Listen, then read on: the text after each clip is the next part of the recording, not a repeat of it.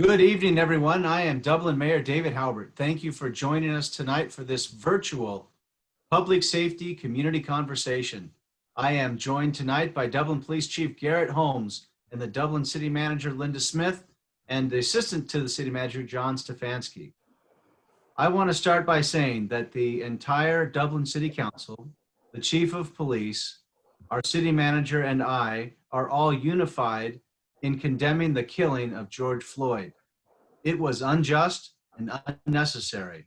The events of the last few weeks have brought several issues to the forefront of our society: how we police our communities, the policies of policing, as well as the impacts and fallout of those actions.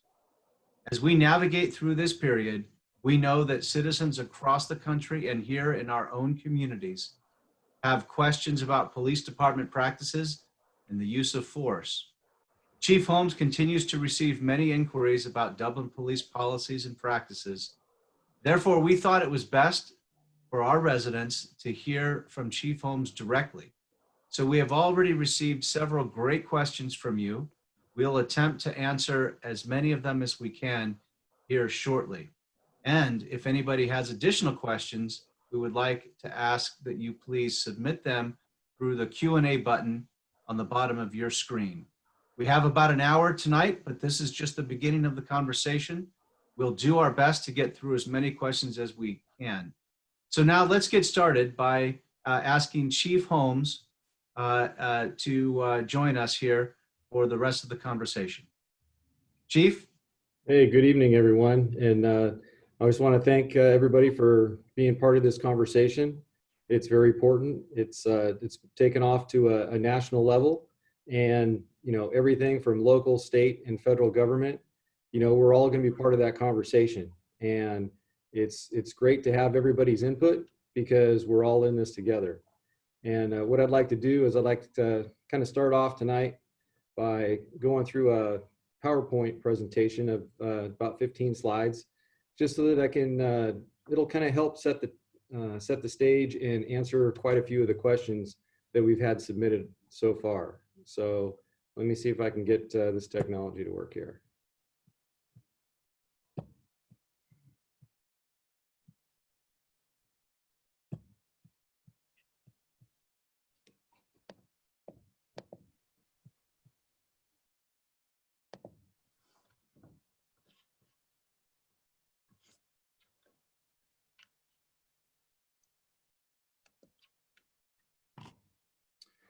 Okay, so the City of Dublin and the Alameda County Sheriff's Office, we started this relationship back in 1982 when the City of Dublin was first incorporated. And since that time, we've been able to renegotiate that contract 10 times. And with the most recently, just in April of this year of 2020, we were able to sign a 5-year contract, and as well as another 5-year contract option that follows that. The Sheriff's Office in this Dublin Police Services is run by a commander. So I'm a commander with the Sheriff's Office, and I serve here as the Chief of Police in the City of Dublin. And so I answer to the city in this role here. And then I also answer to an assistant sheriff on the sheriff's side of the house.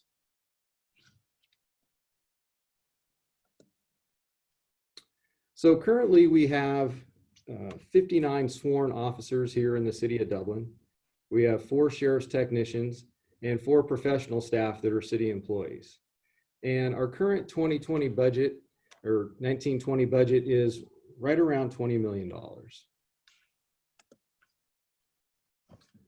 So this slide here shows some of the resources that we have here in the City of Dublin, and then also resources that are brought to the table from the relationship with the contract through the Sheriff's Office. So Dublin Police, we have our patrol division, we do traffic, we have our own investigations unit, we have our crime prevention unit, we do have 2 canines here, we have our training sergeant, we have our records officers, and we also have our property and evidence. The Sheriff's Office, they do a lot of things that are behind the scenes. And so sometimes when we talk about the contract and the expense of the contract, there's a portion in the contract that pays for some of these indirect costs that are not that the city doesn't have to take care of. Some of those are backgrounds in recruiting, the regional training center where all of our officers go to get training, the firearms training unit.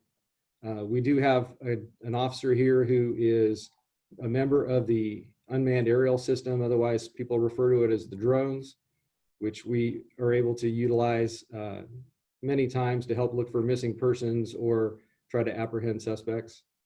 The county also has a crime lab service that is available and that we utilize for fingerprints, DNA, and sometimes when we have like a major crime scene, they will come out and they will help us process that crime scene. The sheriff's office also has a certified emergency ordnance disposal unit. Otherwise, we refer to them as EOD. So those are the guys who take care of all the bombs.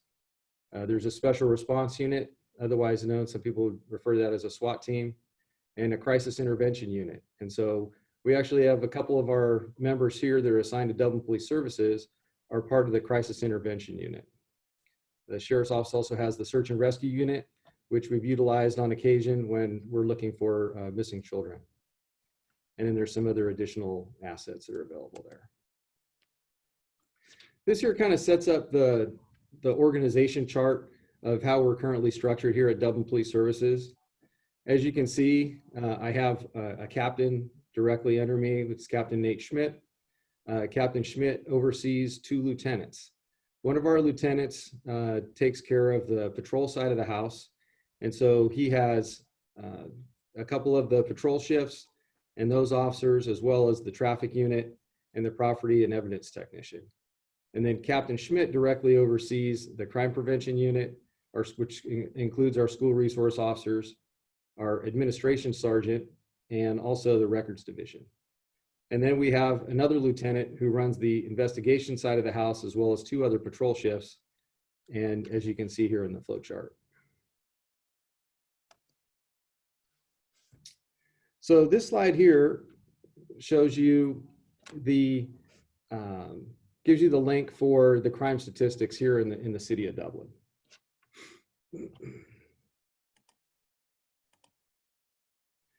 So generally we respond to about 40,000 calls a year. When I looked at the statistics for 2019, I think we were right around 38,500 calls. And we wrote, I believe, 4,383 police reports. So as the city has grown in size, we've kind of seen a proportional increase in our crime stats. So this next slide here talks about the community policing that we do. And so in all, we do around 30 programs that try to hit, all kinds of ages and different groups, throughout the city with our community engagement. And so I think one of the most prominent ones that we have has to be the DARE program. And that is run by Christina Blaylock. Christina is just an absolute rock star for us. Christina goes out and she teaches all the 5th graders this program. And it's great to see her continue that relationship as these children move into middle school and as well into high school, and they continue that relationship with Christina. And that's really kind of a foundation for us of how we can integrate ourselves and connect with the youth of our community. There's another program that we have that is the Explorer program. And the Explorer program is open to high school age children. And so, there's a lot of conversation out there in regards to diversity in law enforcement and connecting with our community. And I think this is a very valuable resource for us where from the DARE program, we first touch them, and then they get into high school, we have the Explorer program.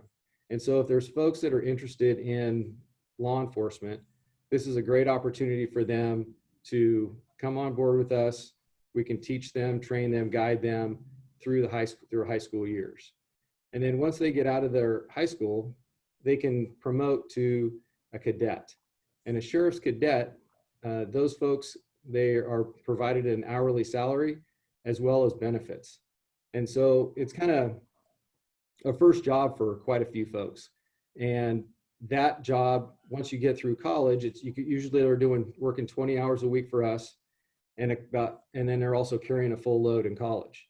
And then once they graduate from college, they're usually of age where they can become a police officer. And so far through this program, I think the sheriff's office has about 7 folks that have gone from explorers to cadets and are now full police officers. So that's really been a very good training ground for us, and we're very happy to have that program. Currently, right now, we're going through the Explorer Academy. We have Christina Blaylock and Deputy Sarah Sua. They are going through right now, and they are doing the 2-week Explorer Academy. We also have the Every 15 Minutes program, which we do at the high school. Unfortunately, this last year that had to be canceled. There was a tragic accident with some of our youth at the high school, and so that was put on hold this year. We do bicycle rodeos with the younger children. So just really targets the elementary school children and make sure that their transit to and from school is safe. So we get to talk about rules of the road, wearing a bicycle helmet, and making a safe passage when you're riding your bicycle. So that's very important. The Youth Advisory Committee, we have that also. The School Attendance Review Board, we work with those in conjunction with Dublin Unified School District. And then we also take care of a lot of the alcohol beverage control programs. So these are some of the other community policing programs that we have. The Citizens Academy is a great opportunity for any of our residents who want to learn more about the police department. And so this is a several-week program that goes on. We get the opportunity to show them what we do on a daily basis. We go through each of the departments here at Police Services, as well as provide an opportunity to take a tour of Santa Rita Jail, go out to the crime lab, and also the firearms unit that we have. And then that kind of ties into Inside Dublin program, where people are learning about the city. And I think the more that we can engage our community, it just kind of empowers them and educates them on the different things that we do here. The Neighborhood Watch program has been very successful for us. We usually have around 20, I think we had about 25 different Neighborhood Watch meetings last year and engaged over 1,000 community members. National Night Out, I know the mayor and all the council members have been part of that for many years. And that's a great opportunity to get out, in August and make sure that we connect with all of our community members. The Senior Fair, again, we're hitting another demographic there. The Ride Along program. The Ride Along program is really valuable because we can get a lot of residents who are interested in what we do, and they can come out and they can ride along with one of the officers, and they can learn a little bit more about that particular officer and how we police our city. How does one go about finding out how to do that? So if you want to do that, if you just contact our office, we can make sure that you get a form. Currently with COVID right now, we're unable to do ride-alongs at this time, but once that opens up again, then we'd be more than happy to, schedule people and get them in for that program. Again, we have more community engagement with Tip a Cop, the Mothers Against Drunk Driving Walk, Coffee with a Chief, Pizza with the Police, Stuff the Cruiser, Shop with a Cop. We're out at as many community events as we can be. So this kind of touches on some of the training that police officers go through.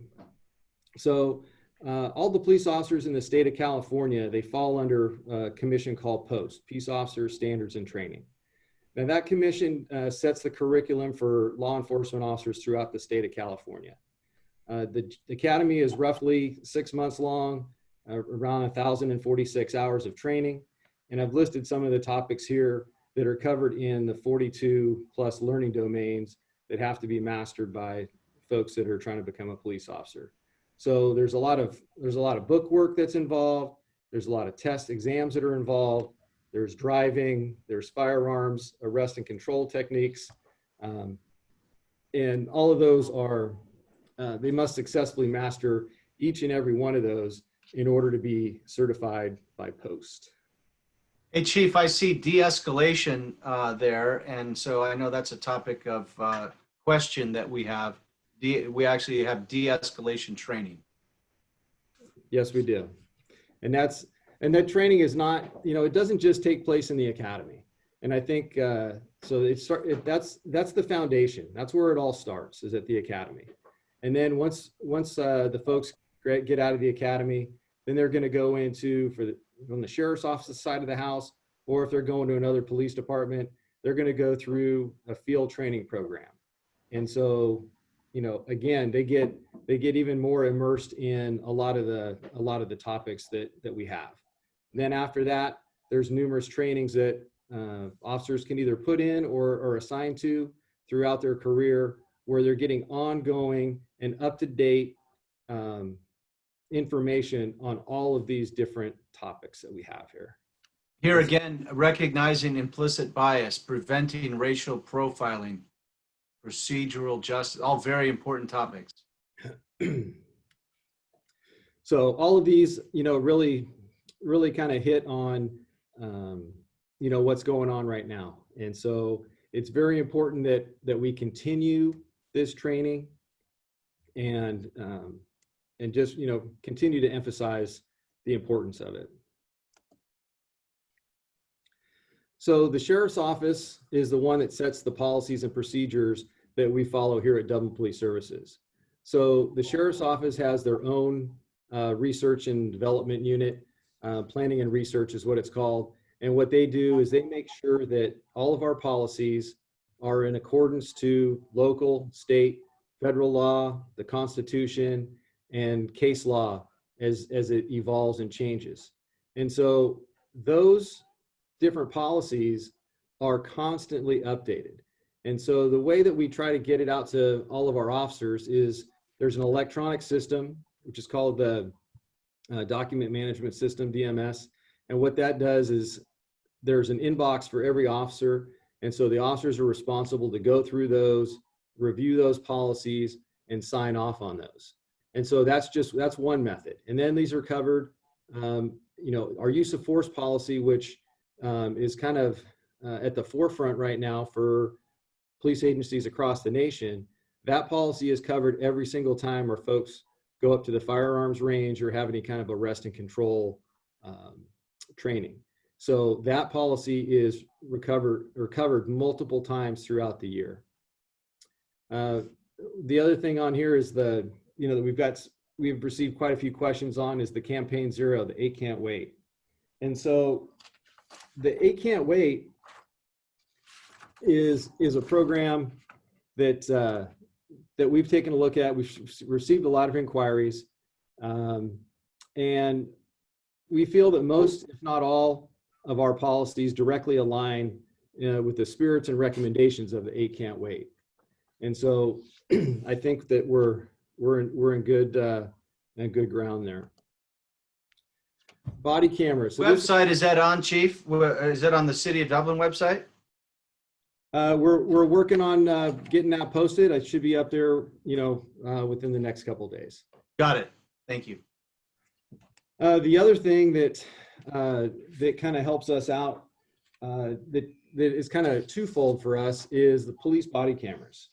And so the sheriff's office was really on the forefront of use of body cameras. We actually started the body camera program in 2014. I think that me personally, I'm on my third generation body camera. And so what the body cameras do is it really helps lead to a lot of transparency, and it gives us a very clear and accurate depiction of how the situation unfolds. Whenever somebody is involved in a use of force, we're able to review, exactly what led up to that, what happened during it, and what happened afterwards. And so the body camera is very instrumental for the review process as it goes from the officer who writes their report, goes through their supervisor, and then that report is reviewed on multiple administrative levels, all the way up through an assistant sheriff on the sheriff's office.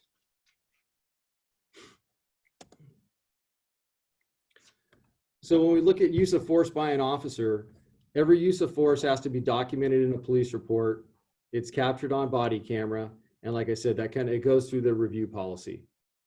In 2019, I was able to pull a little bit of data for the meeting here. We had 38,500 calls for service, and Dublin Police Services made just over 1,700 arrests. In those 1,700 arrests, we ended up having to use force 51 times. And the majority of those, the force that was used was just a firm grip in order to handcuff somebody. The most serious injury through the review that I took a look at was an abrasion. And let's see. Also, when I look at the use of force, I took a look at, who were the people that we were using the force on? And around 20% of those people that we used force of the 51, they were under the influence of drugs or alcohol. And then there was another 20% of people who were experiencing a mental health crisis. And so, those are the mental health crisis is another topic that comes up with people in the community. And I 100% agree that it would be wonderful if we could have medical health professionals who would work alongside law enforcement to assist us with these folks that are exhibiting mental health crisis. So this is another topic here on it's on the 8 Can't Wait. It's the duty to intercede. So this here is it's very prominent in the Sheriff's Office policy that I think it's the second or third paragraph within the policy. And it just empowers officers that if they see misconduct or an excessive use of force by another officer, that is their duty to intercede and to stop that use of force. And if they don't, then they're going to be held accountable just like the person who is using that force. And so when I get to talk to our officers when they come over here to Dublin Police Services, I make sure that I point this particular portion of our policy out directly to them. And I even empower them and tell them, this is not just for peer-to-peer. I go, if you see myself, if I'm doing something that is wrong, I want them to intercede with me and make sure that I don't do a step over the line. And so I just want to make it clear that that this duty to intercede is a huge part of kind of the national conversation and ensuring that we hold each other accountable, and let's hold each other accountable before a tragic event occurs. So this here covers some of the citizen complaints that we've received. When I took a look at the 2019 internal affairs investigations, again, let me remind you, we had 38,500 calls for service. We had 6 internal affairs investigations. There was only one of those investigations came from an outside complaint. And that complaint was easily resolved after reviewing the body camera footage. And then there was a couple other investigations that came out, that things that came to our attention at the administration level here, which prompted an internal investigation to look into those matters. And with that, we can open this up to questions or comments. Chief, that was very informative. Just a great overview. I know that many of the members in the community and many of the participants have already submitted questions. I know that people are typing them in as they participate in this event. I know we have some great people in the community, long-standing community members and people that have just moved to Dublin, all interested to hear what you have to say on this Zoom call. So thank you for that overview, but I think we're going to get a little deeper here with some questions, and I really appreciate your candor, your personal experience. You've been in law enforcement for many years, and you're a high-ranking official. We really value your expertise. So thank you for being here with us, and I'm going to now turn it over to John Stefanski, who will read questions that were submitted prior to this event. But we also have people I know that have submitted questions during the event that he'll get to. So without further ado, Mr. Stefanski, please go ahead and help moderate these questions. Great, thank you, Mayor. Chief, what is your perspective on our country's overall approach to policing? And do you think that policing practices and philosophy of law enforcement are causing more escalation and use of force than necessary? You know, sometimes it's a little difficult to talk about national law enforcement. And the reason I say that is because there's so many factors that go into policing. And you have the local police agencies, you have state police agencies, federal police agencies. Us in California here, we're very fortunate that usually we're on the forefront of any sort of reforms in law enforcement. And sometimes it takes a while for other parts of the country to catch up with us. And so maybe the conversation needs to come to an area where that policies and things, you know, so we all have to fall into the same case law. Like the case law that comes out of the Supreme Court, that covers every law enforcement agency within the whole country. But then from there, you parse that off, and then you have individual department policies that vary from jurisdiction to jurisdiction, from state to state. And so, you know, maybe we need to take a look at the bigger picture, and maybe let's try to come together and have some more consistent policies that are throughout the nation.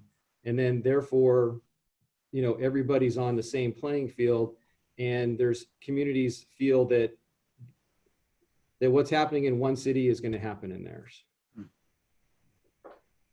So what are we doing in Dublin to ensure that Dublin Police Services utilizes the least possible use of force necessary for a given situation? So when we look at the use of force, again, we can kind of go back to one of the 8 can't wait items that was on there. And that when you look at the use of force continuum that's built into our policy, we're only going to use the force necessary to make a fair arrest. So as you can see, with over 1,700 arrests, we only use force 51 times. So, and even the force that we used, most of them were just a twist of the wrist, a twist of the arm. So it was very, very minor. So when we show mutual respect to the person that we're arresting, then generally we gain compliance from them. And an officer, they don't want to have to use force. Sometimes when you're taking somebody's freedom away, that's a big deal. And that's not a light responsibility. That's a heavy weight for an officer to take away somebody's freedom. You know, we send soldiers to war to fight for freedom. And essentially when we make an arrest, we're taking that freedom away temporarily when they're going to jail. Some people who are under the influence of drugs or alcohol, they're combative when they're in those situations. Other people are experiencing a mental health crisis. You know, maybe they committed a crime while they're having this mental health crisis. And so, you know, I really think that, you know, substance abuse, mental health issues, as you can see, that was 40% of the people that we had to use force on. So that right there is a huge, huge area that we could reduce the amount of use of force if there was services and treatment available for people who are going through those type of conditions. Chief, can you just expand on that a little bit on the mental health services? I mean, in an ideal situation, what would Dublin Police Services like to see? What sort of partnership would you like to see from either the county or mental health service providers to help you assist with these types of incidences? Yeah, I think that there was one of the other questions that had come up was, you know, if we would be open to have like a mental health evaluation team that would work alongside the police department. And I can tell you that, you know, I get together rather often with all the chiefs of police in Alameda County, and even more so with the ones here in the Tri-Valley. And every one of us would absolutely be 100% accepting of having mental health professionals work alongside our law enforcement officers, because it's a very, very volatile situation in certain circumstances. And, you know, if we could get somebody who could be there while we're there, and then I think that would also help the continuity of resources, because what ends up happening right now is that somebody's going through a crisis, and the first people that they call is the police department. And so the police department are at the forefront of dealing with our mental health crisis. And so in many cases, we get there, depending on the level of volatility of that situation, you know, it could be where somebody is being physically abusive or combative to other occupants of their household. And so when we end up getting there, the situation is at such a high level that even sometimes just talking to somebody at that point, it's tough to get through to them. And so once we get that situation under control, the mental health professional could really help us. And the folks go, because all of the adults in the county, they go to John George over on the other side of the hill in San Leandro. That system is absolutely overwhelmed. They're understaffed, they're underfunded, they need additional resources, because we have people that we 5150 that we send over there, they're in and out the door within a couple hours. You know, so the 72-hour hold, it's there, but it's not, there's no capacity over there to keep all the people that they're receiving. And so once those people go there and then they get out, they weren't able to get the services that they need just there in those couple hours. These are people that need ongoing services. And when you look at the chronic substance abuse with methamphetamine, people who are using methamphetamine for any period of time, they're going to develop mental health related issues. That drug is just toxic to the body. And then that person's not going to be able to withhold a job. They can't hold a job down while they're under the influence of methamphetamine. And then they develop mental health problems. They can't keep a job. And next thing you know, these people are homeless. And so we need to look at the front end of this cycle. And we really need to focus on that. And we need to stop, you know, the substance abuse, which is turning into mental health. These people can't hold a job. And then we're dealing with them on the back end as they're being homeless. And so, you know, it's a vicious circle, and the system is failing our community.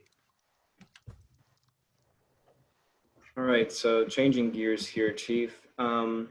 Regarding body cameras, will the City of Dublin make police body camera footage readily available without obtaining court orders? So there's a lot of body camera footage that, I mean, like I said earlier, our policy says that an officer shall activate their body camera when they have an interaction with a member of the public. Some of those are inside people's residence at a domestic violence call. Absolutely, I disagree that body camera footage, it should never get daylighted. And so because now what we're doing is we're bringing a camera into somebody's home, and it's not for public consumption. That's a personal matter between a couple individuals. Those should not. When you look at some recent legislation that has come out as far as with body cameras, you know, critical incidents and things of that nature, that those are all going to be daylighted with the new legislation. And so those type of incidents are going to be available. And there's a lot of police agencies that are releasing those. We just need to be careful with the release of too much of that information. But that's kind of where I'm at on that. So this next question was submitted, said, I feel that it's incredibly important to create a citizen-staffed and non-union affiliated body which can receive and investigate complaints against the department and against individual officers. What actions is the city and Dublin Police Services taking to create such an oversight committee, and how soon could such actions begin? Do you mind if I start with this, Chief? Sure, go ahead. Answer this question. So for those that don't know, I'm Linda Smith, the city manager, and the city council discussed a number of things as part of their budget meeting a couple of weeks ago, including holding a future study session to talk about policing and services in the community. And so I think some of that stuff might have to get deferred to a policy discussion by the city council as it relates to the oversight for the contract. We have a budgetary oversight of the contract. We don't have a policy oversight of the contract. The policy is whether to or not to contract for police services. So I just wanted to put that out there to kind of sort of lay out the facts of the relationship. So, you know, there's obviously a lot of discussion in many communities about ways to ensure that the community is connected with law enforcement more specifically, but it wouldn't be the place of the city to give direction to the elected sheriff of Alameda County on how to enforce or to how to oversee their internal affairs efforts. So I don't want to speak for you, Chief, but I just wanted to make sure I got out in front of that question. Yeah, no, I agree. I really can't answer that question tonight. It's going to be something that's going to be, you know, a further conversation that we have with the city and with the county.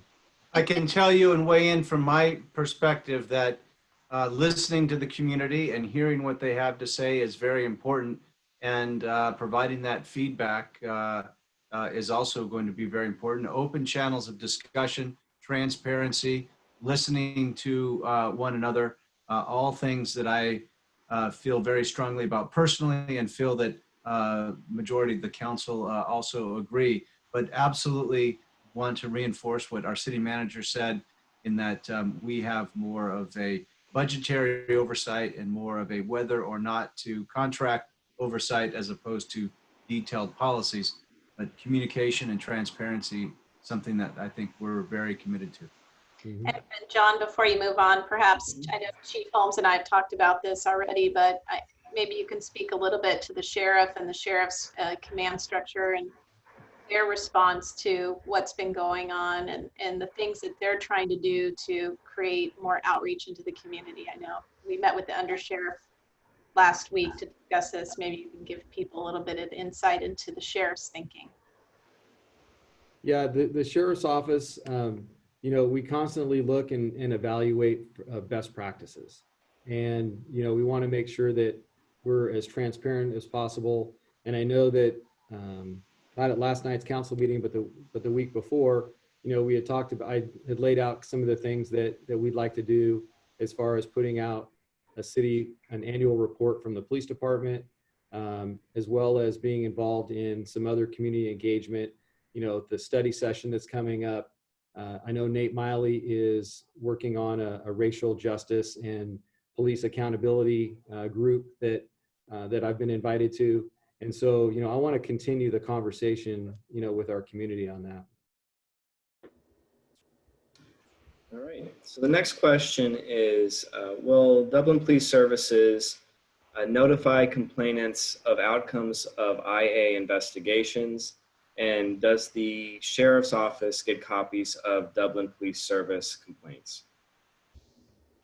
So whenever we have a complaint that's filed, folks can do that. They can come to the front counter of the police department, where they can we can hand them a form that they can file a complaint, or they can go online at the sheriff's office website and they can fill out their complaints there.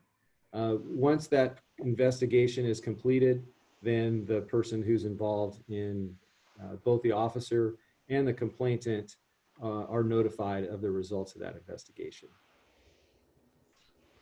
All right, so moving on to statistics about Dublin Police Services and recruiting, these questions. The first says, does the racial makeup of our police force match that of the community? And what is being done to recruit more minorities for roles within Dublin Police Services? So when we take a look at the racial makeup of the city and the police department, I think we're a little bit short when it comes to say Indian or Asian officers that are working for us, but all the other demographics, I think we're pretty well aligned. And then when you're looking at, as I stated in the PowerPoint presentation, one of the great recruiting grounds for us, and especially it's been really significant on the other side of the hill, that where the sheriff's office covers the unincorporated area of Castro Valley, San Lorenzo, parts of Hayward and San Leandro that are unincorporated. And when you look at the demographics over there and also the economic situation over there, the sheriff's office has a program over there with the explorers and the cadets, and we're able to leverage that relationship in order to have a lot of these folks who, some of these people, their parents never went to college. And so these children they're coming on with the sheriff's office. We're acting as, as peers to them or counselors to them. We're able to help to guide them in the right direction. And so through high school, as we all know, going through high school, your high school years, that's a very challenging time for everyone.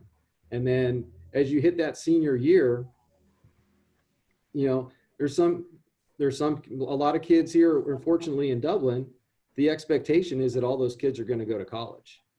You go over to the other side of the hill, that expectation is not the same over there.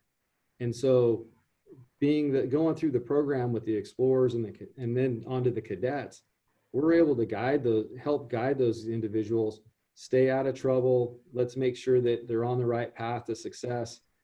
Let's get you through college. And then those are the people that we really want to bring into our ranks, because we need to make this change can't just be external. This change needs to be internal as well. And that's the way of a lot of these people who want to reform the police department. I would encourage them, please send people our way, take the test, be a police officer, and help us change the narrative both internally as well as externally. Very good. And if people are interested in learning more about that program, where can they find information on that? There's information on the Sheriff's Office website, and I can work with the communications team here on Dublin to make sure that we do that as well here. I know that our crime prevention officers, when they're talking to students, they're putting that information out, trying to do recruitment. And then once we connect with the kids and as the explorers in the high school, they're really our best word of mouth. And they're going and they're telling people, hey, we're getting to work with these guys. They're a lot of fun. We're doing a lot of good stuff. We're able to, be part of the community and help members of the community. And so it's really important that this has been a grassroots program from day one. And, I will throw kudos to Commander Dale Amaral, who started this program several years ago. And it has been phenomenal. In the city of Dublin, we've been fortunate that over the last couple of years, we've been able to have a cadet here 20 hours a week. And so they're just getting immersed in the culture. They're able to learn. And then once they get through, and then they're going to go into the police academy, they will be successful. It's when we bring them on. So again, hitting on recruiting, does Dublin Police Services, their hiring practices include a special effort to recruit veterans? Yes, the Sheriff's Office, a couple of years ago, there was a grant that was made available. And I want to say the Sheriff's Office brought on like 10 or 15 officers. They all had to have prior military experience. And so there was a grant that was available for that. And, we have quite a few folks in our ranks now that are veterans. Years ago, there used to be more, but We do have several veterans here in the city of Dublin working for us, and each one of them brings a great perspective and brings a lot to the table for us.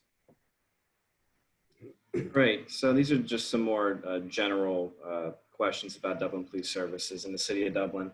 Does DPS provide support service for civil standby, and is there a time limit assistance policy in place?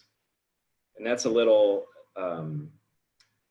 arcane. If you could maybe provide a little more insight onto what civil standby is. Yeah, so sometimes a civil standby would be something where we have like a landlord-tenant dispute. It could be a couple who's going through a divorce. It could be situations where a child exchange could be contentious. And so we receive calls from the public that ask us just to ensure that both parties are safe during this interaction. And so we get those occasionally. We don't get them all the time, but we do get, I would say we probably get a couple, a few a week. I don't, not having the numbers in my head specifically, but we do get those. We also have an exchange zone that's here in front of the police department.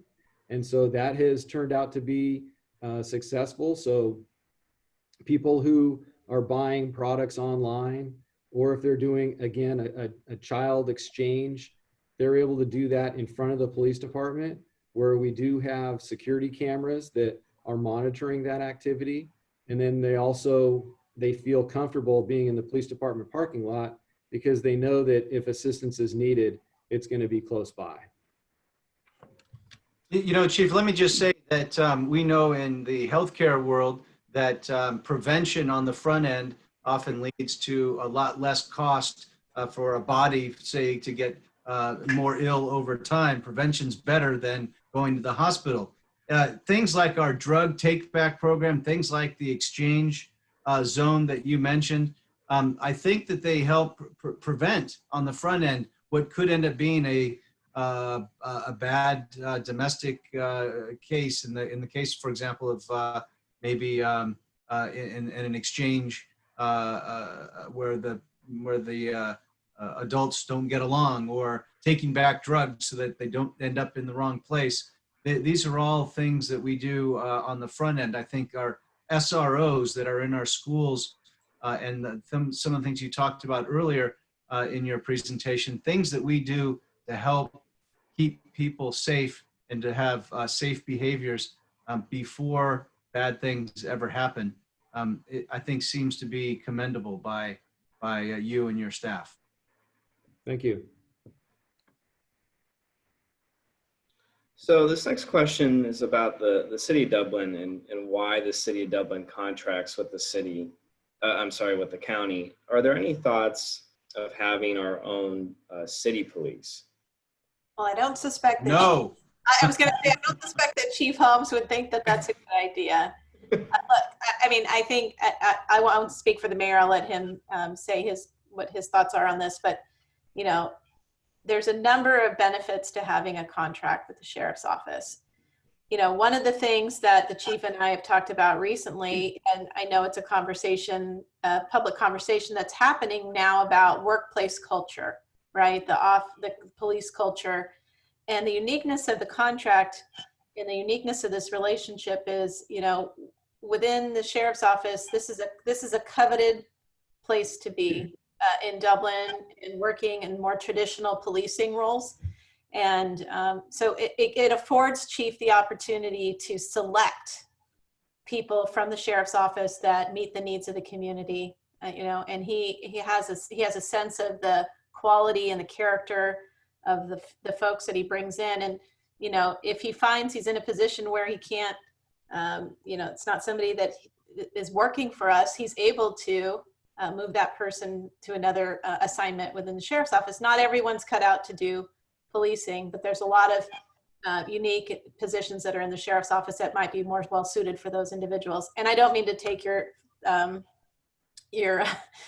time here, Chief, because I know you might want to talk about that a little bit, but I think it's important to mention that there is a tremendous benefit, because the culture which in many communities or in many longtime law enforcement agencies is sort of institutionalized at a local level. We don't have that issue here because we are able to move people around if necessary to get the right people involved in the organization. So, Chief?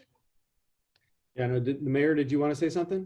Well, I'll just say that I talk to mayors all over the state, all over the county, really all over the country through the mayor's conference. And when I talk to some of them, I know that they have their own police department. And it often comes down to a little bit more control and a little bit more direct interaction. And so we don't have that as we have the contract, but the benefits far outweigh that. We don't need that type of control, I don't believe, when we have one of the best agencies around and well-trained. And as Chief mentioned, in California, on the leading edge of some reforms, we do a good job. And I personally have seen that the benefits outweigh maybe the control or the ego factor of saying that the chief reports, directly only to us. That type of control, I'm happy with it being under the Alameda County Sheriff, because the balance is that we have great people on our team. We can pick and choose. We hire the person that comes to us, and we have a great relationship with the sheriff and everybody that's come through. So I would say, again, those benefits outweigh the favor of keeping the contract, which is why we've renewed it for 5 years with another 5-year option to extend. That's my personal view. Of course, I do believe it's shared by everyone on the council. Yeah, thank you to both of you. One of the things working in the city of Dublin here is that, that I tell my personnel day in and day out that we have the best community around. We have extremely supportive residents. Our business owners, during the recent riots that were going on, they were very, very cooperative with us in understanding when we end up shutting down some entrances to shopping centers during the curfew to make sure that their property was protected. We did see, hundreds of cars coming in, probing into our city. They were coming here to do some damage, either do looting or they were going to do some vandalism. And I really appreciate my staff for flipping their personal schedules upside down and working those late night hours in order to ensure the safety of our community. But I think that is kind of the relationship that we have, is that they realize the support that they receive from the community, and they're willing to, on a moment's notice, to give back to help protect this community.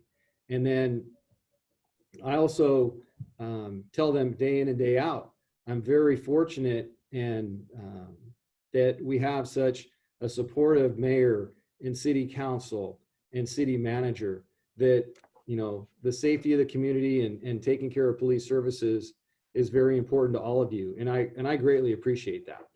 And I'll go back into the part of the contract, is that when law enforcement agencies go to hire someone, you get a very, very small thumbnail snapshot of who that individual is. Excuse me. You have, the people are taking a written test, then they're taking a physical test, they're taking a psychological test and an oral interview. And then you're doing a background investigation.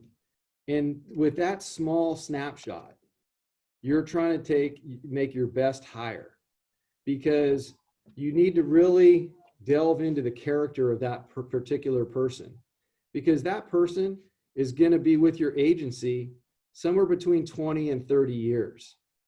And for a normal police department, if you make a bad hire and you're stuck with that person for 20 or 30 years, and if that person is a problem, or they have some racial tendencies or something like that, sometimes that's very, very difficult to weed out.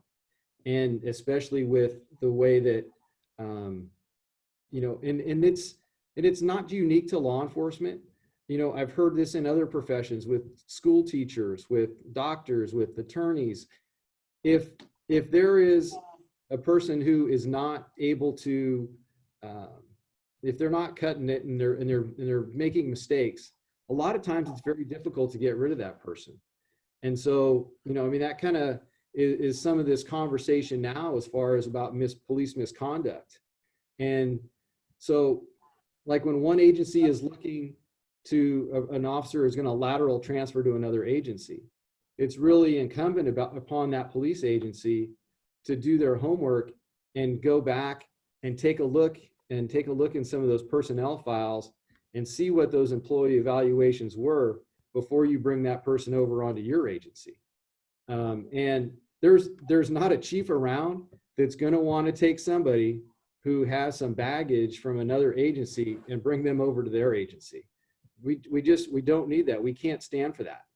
And so going back to the contract again, so I don't get to just look at that little small snapshot, is that the sheriff's office is doing all the hiring of these people, they're doing all the training. Most of the officers that we bring over to Dublin, they've already been on the sheriff's office for 3 to 5 years before we're even looking to bring them over to work here in the city of Dublin. So we've been able to get a very, very good in-depth work history on this person. We can, a lot of the people that work for me are working overtime in the jail. And when we have openings that come up, I say, hey, who do you want that's going to work next to you in a patrol car or as a detective? And so they've been able to work with these people. Plus, we know the supervisors over there, they're able to give us recommendations. So we have been very, very fortunate to get the highest caliber people of the sheriff's office to come here and work in the city of Dublin.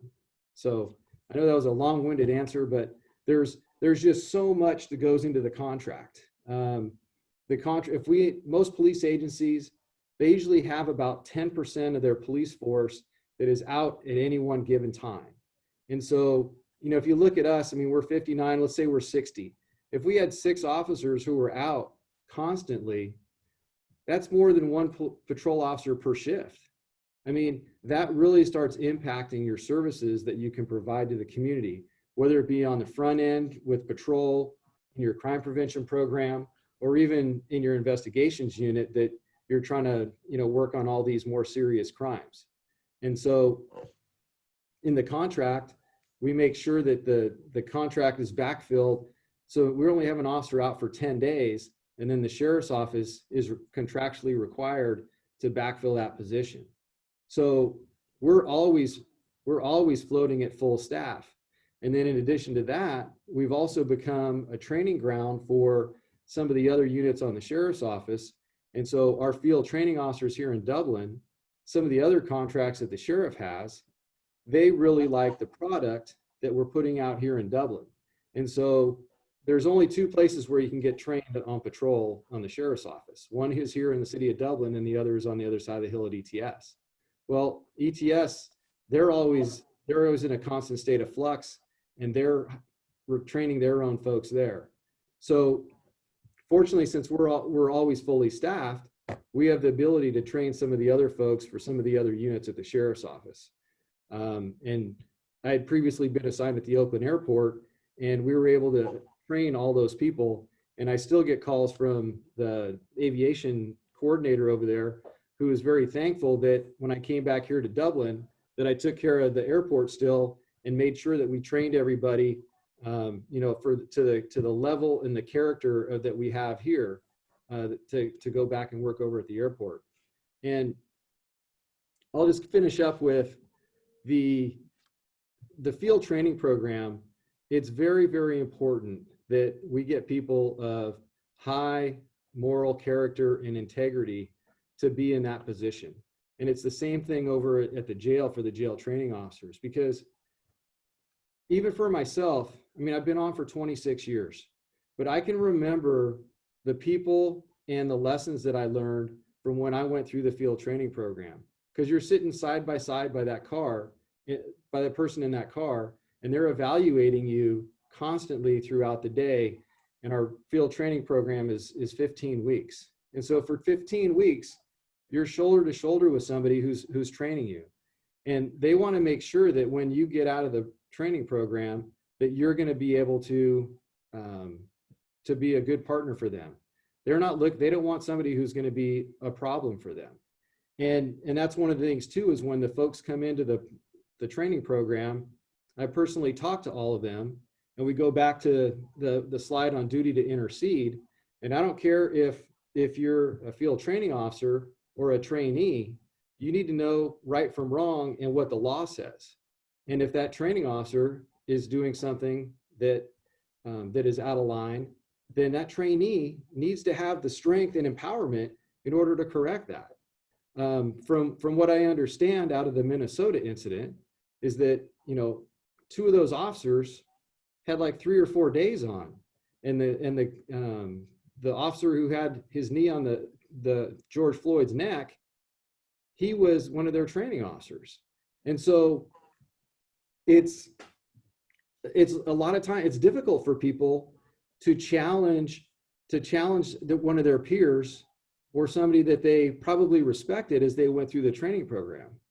And so it's, we really need to make sure that even on day one, things can go bad on day one, and you will be held responsible.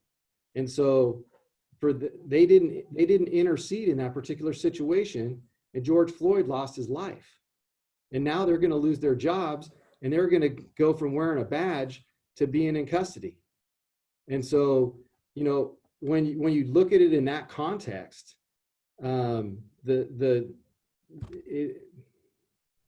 it's just at the highest level. I mean, you really need to make sure from the first day that people are empowered to do the right thing.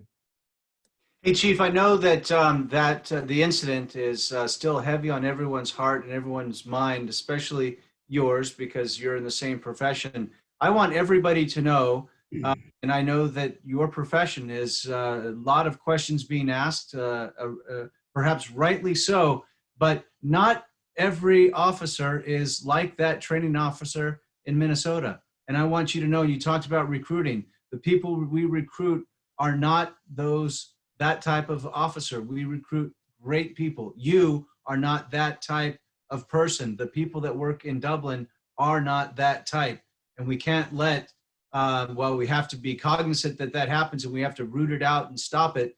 We cannot let everyone be painted with that same brush. And I just want to say that we know that you and your team and everyone with Alameda County Sheriff is not that way. It doesn't mean that we don't have problems to fix. It doesn't mean that we can't continually improve and can't get better. And I know over time we will continue to have deeper conversations. We maybe scratch the surface tonight, but there are conversations that people have to tell their story, and it will be told, and we will listen.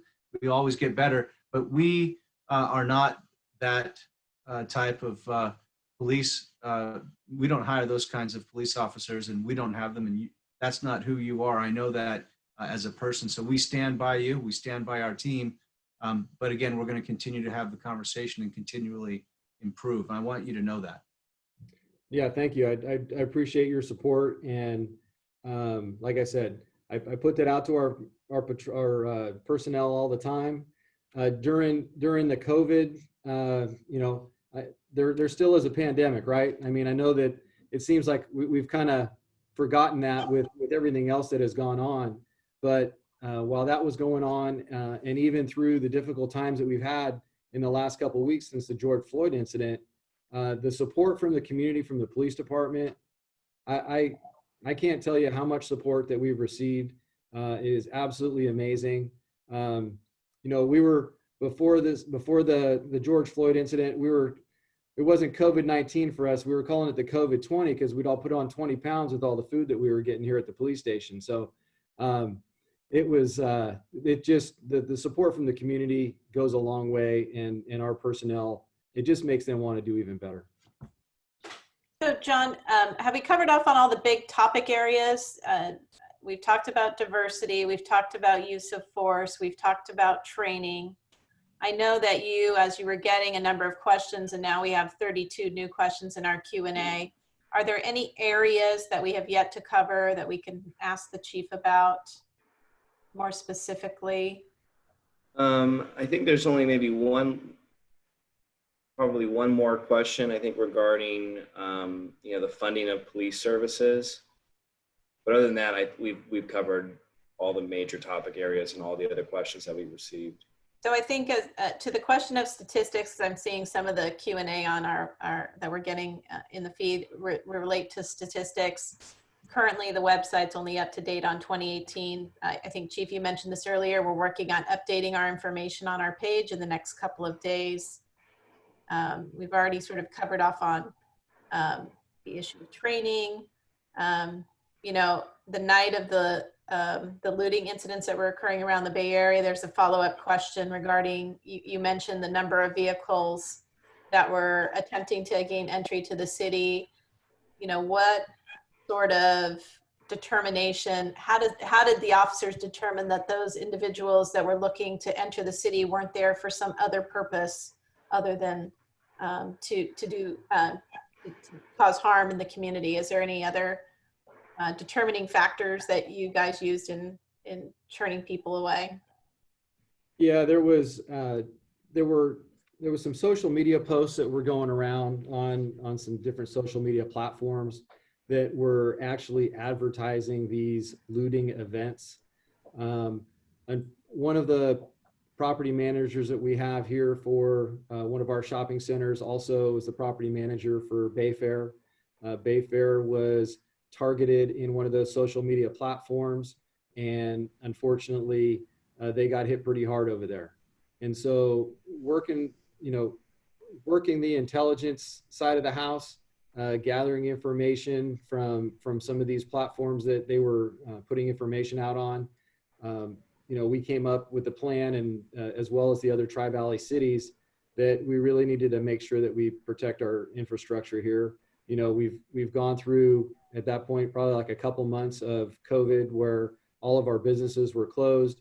We know that they're financially struggling because of the closures, and we wanted to make sure that our businesses, were not affected by the looting to go on top of the COVID problems that they were having already. And so we were able to use that. Our officers were strategically placed throughout the city. And then we were getting carloads of folks that were coming in. Again, we were still in, some sort of shelter in place. And we've got groups of cars that are coming in with 4 people in a car. Some of the license plates that we had run were from Fresno, as far away as Las Vegas. There was also a 25-foot box truck that they were, planning on using with, what they do is they end up swarming into a business with 40 or 50 people.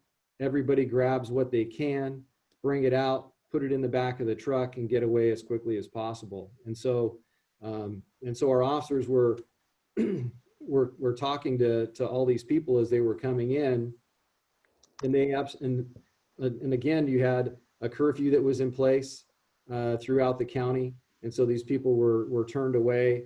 If they were Dublin residents, we had a nice conversation with them, and they were able to go to their home. So those are just kind of some of the things that we saw out there during those really tense evenings. And I think that some of these other conversation or questions that you have, John, we'll be able to continue this conversation in our study session. And then there's also a lot of statistical data questions that are going to take time for us to put together, and then we'll make that our city report. We'll be able to include some additional data points in there that we can share with the community. Yeah, Chief, I think we're about out of time, and so I wanted to just say thank you for being here, for being so candid, for being transparent, for opening up. I'd like to thank our city manager, Linda Smith, for arranging for this evening, and Assistant the City Manager, John Stefanski, for helping to read the questions and to moderate them. I would like to reiterate again, we are planning to have a work study session later in the month. This is not the end of our conversations. They will continue. I would like to reinforce, some people ask, well, what can the mayor do? What can the city council do? We're going to do everything that we can, but in general, we empower the city manager who the chief of police reports to. We set direction. We give the what we would like to see happen. And then we have to evaluate what comes back, and we listen to the community. We will continue to listen to the community. I have an open door policy. The chief has an open door and willing to talk to people. We want to hear your story. We want to hold the system, hold ourselves. It's not the system, it's ourselves accountable. And we can only do that by listening to people, continuously improving. And that's what we're going to do. I can tell you that the chief mentioned the 8 policy points. He's looking at those very carefully.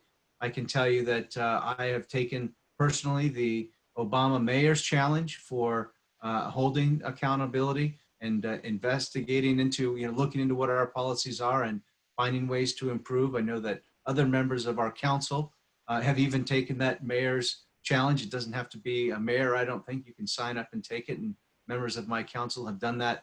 So with that said, we will continue the conversation. We want to get better. We will always continually improve and get better. So with that, again, thank you to the panelists and for everyone being here tonight, but also thank you to the community who sent questions in advance, who tuned in and are watching and typed in questions as well. They will get answered. And I want to thank you for being engaged residents of the community of Dublin. Again, a great place to live, work, and raise a family. So thank you so much, everyone. With that, we'll sign off and say good evening. And thank you all for coming. Thank you.